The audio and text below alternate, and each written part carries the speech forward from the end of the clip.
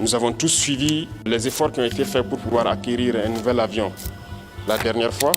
Et j'étais obligé de recevoir la semaine passée 2 mécaniciens de la compagnie qui, dès l'arrivée de l'avion le 2 du mois dernier, le 3 déposent une demande de démission.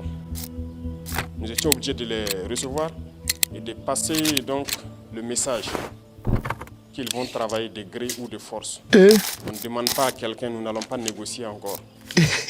Ils vont travailler. C'est ce qui est en train de se faire. La liberté est très importante. La liberté est un outillage très nécessaire pour la paix. Mais la liberté doit-elle aussi être contrôlée? Parce que si la liberté n'est pas contrôlée, ne risquerions-nous pas de nous retrouver dans un monde où les gens pensent faire n'importe quoi au nom de la liberté, jusqu'à épeindre le bonheur d'autres personnes au nom de la liberté. Ibrahim Traoré,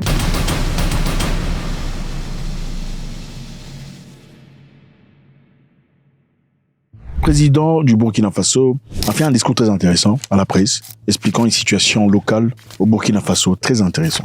En effet, le Burkina Faso venait d'acquérir un avion nouveau, un avion brand new, après plusieurs années d'attente, un avion brand new. Mais avec cela, le Burkina Faso est confronté à certaines difficultés. Vous savez, quand une personne essaie d'améliorer une histoire qui appartient à beaucoup de personnes, généralement, il y a des gens qui le soutiennent et d'autres qui ne le soutiennent pas. Je répète, généralement, quand une personne essaye d'améliorer quelque chose qui appartient à beaucoup de personnes, tel qu'une école, un hôpital, une institution, généralement, il y a des gens qui le soutiennent et ceux qui ne le soutiennent pas.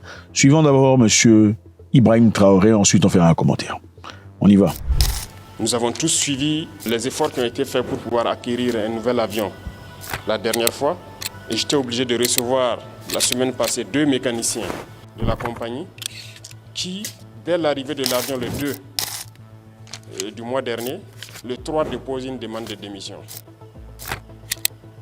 Et un dépose la demande de démission le 3 pour prendre effet le 4 et l'autre prenait effet donc le 31 octobre. Et pour cause, il demande une augmentation des salaires de plus de 2 millions. C'est du sabotage. Je pense que c'est un manque de patriotisme grave. Le conseil d'administration a essayé, vaille que vaille, de les raisonner. Ils sont même allés faire des concessions jusqu'à 400 000 francs de plus sur leur salaire et tout. Ils ont refusé catégoriquement, ils ont refusé de travailler. Pendant qu'on sait bien que l'avion, à chaque vol, on a besoin de vérifier un certain nombre de choses pour qu'il puisse se relancer. Mais ils ont refusé de travailler pendant que le nouvel avion venait d'arriver. Ça, c'est du sabotage pur et dur. Un avion qui arrive le 2 et le 3, vous décidez de ne pas travailler des mécaniciens.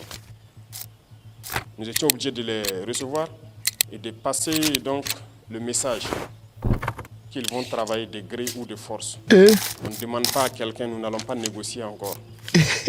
Ils vont travailler. C'est ce qui est en train de se faire. Waouh, c'est chaud. En fait, ils vont travailler de gré ou de force. Ça, c'est le militaire qui parle. Okay? On a essayé de négocier, c'était la partie civile et humaine. Okay? On va essayer de négocier pour ajuster. Finalement, puisqu'ils refusent de travailler pour la cause générale, ça, c'est pas patriotique, alors ils vont travailler de gré ou de force. Ça, c'est le militaire qui s'engage. En effet, ce sont des mécaniciens burkinabés qui sont confrontés à une situation où le Burkina Faso a acheté un avion pour le Burkina Faso. Je vais vous expliquer. Ça faisait 40 ans que le Burkina Faso loue ses avions. Okay? Donc, quand on loue un avion venant de quelqu'un ou d'une entreprise ou d'un groupe de personnes, c'est-à-dire que vous enrichissez cette entreprise, cette personne ou ce groupe de personnes, n'est-ce pas? Le Burkina Faso, après 40 ans, avec le président Traoré, finalement achète son avion. Ils ont envoyé un groupe de personnes en Chine pour aller voir sur le plan technique, pour tester, pour évaluer l'avion qu'on voulait acquérir. Finalement, on a acheté l'avion à un prix très élevé. Okay? Et on a emmené l'avion au Burkina Faso. Finalement, le Burkina Faso a son avion avec aisance et courage, et avec passion, avec dignité. On peut dire que c'est Air Burkina qui appartient au Burkina Faso. Contrairement à un avion qui porte un nom d'un pays, mais qui n'appartient pas à ces gens. Bon, finalement, puisqu'on est en train de travailler comme ça, on a besoin des mécaniciens.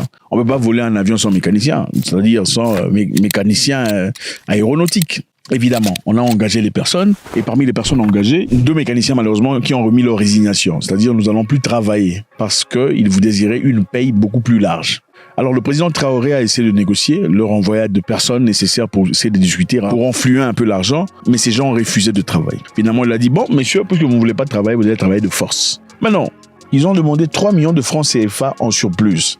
Donc, il fallait rajouter 3 millions de francs CFA sur leur paye. Mais en général, un mécanicien aéronautique peut gagner de $2 000 à $2 700. C'est ça le salaire connu, vous pouvez aller vérifier dans le monde. Okay? Il y a des cas particuliers évidemment, ça c'est différent. Après expérience et tout le bazar. Et on demandait qu'on leur ajoute à peu près $4 900 sur les $3 000 qu'ils ont déjà. Sinon, ils ne travaillent pas. Alors, M. Traoré a trouvé que c'était injuste, c'était inacceptable. Alors, vous allez travailler de gré ou de force. Nous étions obligés de les recevoir et de passer donc le message qu'ils vont travailler de gré ou de force. Bon, mais là, la question qui se pose, c'est est-ce qu'ils vont travailler avec le salaire initial, hein, leur salaire qu'ils avaient refusé, ou bien ils vont travailler avec le salaire où on avait rajouté? Point d'interrogation. C'est vrai, quand vous entendez ces genres d'histoires, vous vous posez la question, vous vous dites, est-ce que M. Traoré, finalement, n'est pas en train de nager dans la dictature? Vous savez, on pourrait comprendre cela. Dans un pays développé, dans un pays déjà avancé, on pourrait peut-être appeler ça dictature. Mais dans un pays qui vient à peine de se libérer du joug de l'esclavage, ou du joug du capitalisme international, ou du joug de la domination internationale, un pays qui cherche encore à trouver ses mets et ses mots et sa direction, n'est-il pas important d'avoir un certain degré de patriotisme?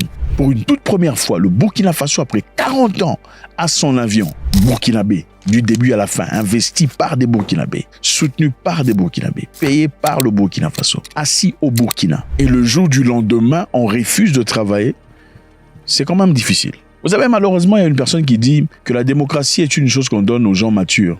La démocratie, c'est pas pour tout le monde. Je vais me répéter. La démocratie, ce n'est pas pour tout le monde. La démocratie, c'est pour les gens qui comprennent les limites. Vous savez, il y a une personne qui disait, si vous donnez la démocratie libre à certains Africains, malheureusement, ils ne sauront pas quoi faire avec. Qu'est-ce qui est différent, c'est quand ils sont en colère, ils vont venir vers le président. Ils vont même prendre les excréments, d'un bébé, mettre au visage du président au nom de la démocratie. Monsieur le président, vous gérez mal le pays, pouf, vous mettez dans son visage au nom de la démocratie. Malheureusement, dans ce continent africain, on ne peut pas avoir de démocratie à ce niveau-là. Il faut malheureusement, jusqu'à un certain degré, serrer l'Africain pour qu'il fasse ce qu'il doit faire.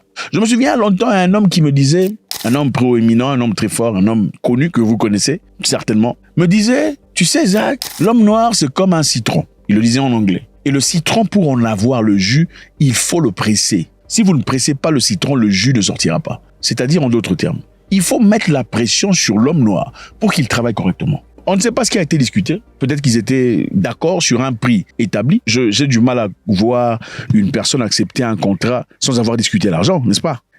C'est-à-dire qu'ils avaient déjà discuté l'argent avant que l'avion ne vienne, n'est-ce pas? Ok.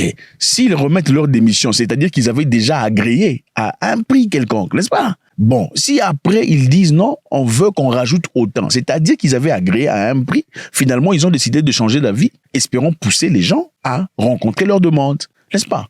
Parce qu'on ne peut pas s'engager dans une histoire sans négocier l'argent, n'est-ce pas? Si on est ingénieur aéronautique, c'est-à-dire qu'on est qualifié, on a de l'expérience, c'est-à-dire aussi qu'on a déjà travaillé dans une entreprise. Donc, s'il faut quitter cette entreprise pour finalement signer un contrat avec son gouvernement, c'est-à-dire qu'on a déjà parlé argent, ok? Si l'avion vient à peine d'arriver, c'est-à-dire qu'on n'a pas encore eu la paye, il faut au moins travailler 1 mois pour avoir cette paye.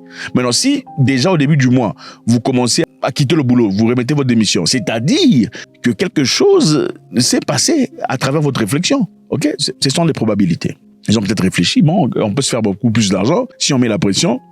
Voilà, après tout, il n'y a pas beaucoup de mécaniciens aéronautiques dans les parages, ayant au moins l'expérience que nous avons. Donc certainement, si on nous a choisi, nous, pour le premier avion du Burkina Faso, c'est-à-dire que nous sommes les meilleurs. Donc comme nous sommes les meilleurs, dans ce cas, on va demander ce qu'on a envie de demander. Malheureusement, dans ce cas, M. Ibrahim Traoré, vous allez travailler de force. M. Ibrahim Traoré a dit, vous travaillerez de gré ou de force.